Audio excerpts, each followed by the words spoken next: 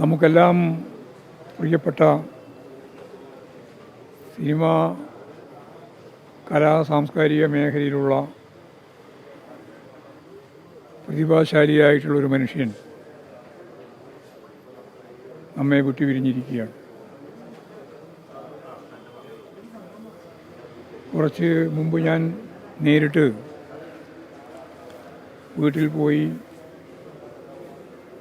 സുദീർഘമായ രീതിയിൽ അസുഖം ബാധിച്ച് വിശ്രമ ജീവിതം നയിക്കുന്ന സന്ദർഭത്തിൽ സംസാരിച്ചതാണ്.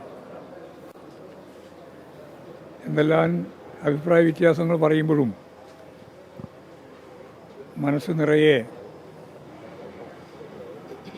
ഒരു പുതിയ ലോകം, ഒരു പുതിയ രാജ്യം രൂപപ്പെടണമെന്ന് സദാ ആഗ്രഹിക്കുന്ന മനുഷ്യസ്നേഹിയായ ഒരു കലാകാരനെയാണ് നമുക്ക് നഷ്ടമായിട്ടുള്ളത്. എത്ര ഗൗരവമുള്ള പ്രശ്നവും സരസമായി അവതരിപ്പിക്കാനും അത്തരത്തിലുള്ള തിരക്കഥകൾ എഴുതി രാജ്യത്തിന് മാതൃകയാവുന്ന രീതിയിലുള്ള സിനിമകൾ ആവിഷ്കരിക്കാനും തൻ്റെ സ്വസിദ്ധമായ അഭിനയ ശൈലിയിലൂടെ മുഴുവൻ മനുഷ്യരെയും ആകർഷിക്കാനും കഴിഞ്ഞ അതുല്യ പ്രതിഭാശാലിയായ സിനിമാ മേഖലയിൽ സർവതലസ്പർശിയായ രീതിയിലുള്ള തൻ്റെ കഴിവ്, ശേഷി പ്രകടിപ്പിച്ച മഹാനായ ഒരു കലാകാരനെയാണ്. അദ്ദേഹം നല്ല നടനാണ്, നല്ല തിരക്കഥാകൃത്താണ്, നല്ല സംവിധായകനാണ്, നല്ല വിമർശകനാണ്. സാധാരണ മനുഷ്യരുടെ ജീവിതം കൃത്യമായിട്ട് അവതരിപ്പിക്കാൻ കഴിയുന്ന അതുല്യ പ്രതിഭയാണ് ശ്രീനിവാസ്. അദ്ദേഹത്തിൻ്റെ വസതിയിൽ പോയി സംസാരിച്ചപ്പോൾ കുടുംബാംഗങ്ങളുമെല്ലാം ഒപ്പം തന്നെ ഉണ്ടായിരുന്നു. അവരുടെ എല്ലാം പൂർണ്ണമായ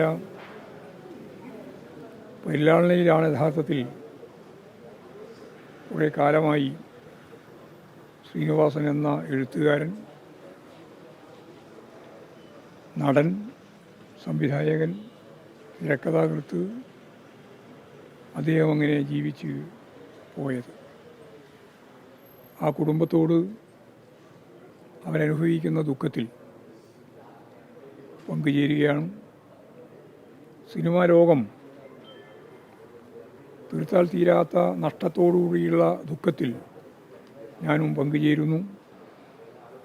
നമുക്ക് കേരളത്തിന്, മലയാളത്തിന് വലിയ സംഭാവന നൽകിയിട്ടുള്ള, പകരം വെക്കാനാവാത്ത ഒരു സാംസ്കാരിക സിനിമാ പ്രവർത്തകനെയാണ് നമുക്ക് നഷ്ടമായത്. അദ്ദേഹത്തിൻ്റെ സ്മരണയ്ക്ക് മുമ്പിൽ ആദരാഞ്ജലികൾ അർപ്പിക്കുകയാണ്. തീർച്ചയായും കേരളത്തിൽ ഓരോരുത്തരും നഷ്ടബോധത്തോടു കൂടിയാണ് ഇന്ന് ശ്രീനിവാസനെ സ്മരിക്കുക. ശ്രീനിവാസൻ്റെ സ്മരണയ്ക്ക് മുമ്പിൽ കേരളവും സാംസ്കാരിക മേഖലയാകുകയും തല കുനിക്കുകയാണ്.